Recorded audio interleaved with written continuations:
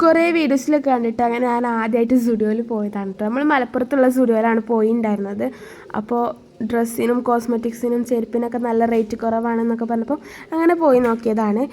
പിന്നെ നമ്മൾ ചെന്ന സ്റ്റുഡിയോയിൽ, അതായത് മലപ്പുറത്തുള്ള സ്റ്റുഡിയോയിൽ കോസ്മെറ്റിക്സ് ഇല്ല. കാര്യമായിട്ട് അങ്ങനത്തെ ഒക്കെ മേടിക്കാനാണ് ഞാൻ പോയിട്ടുണ്ടായിരുന്നത്. പക്ഷെ അതില്ല കേട്ടോ. അപ്പോൾ ഞാൻ നല്ല മോഞ്ചിക്കണം.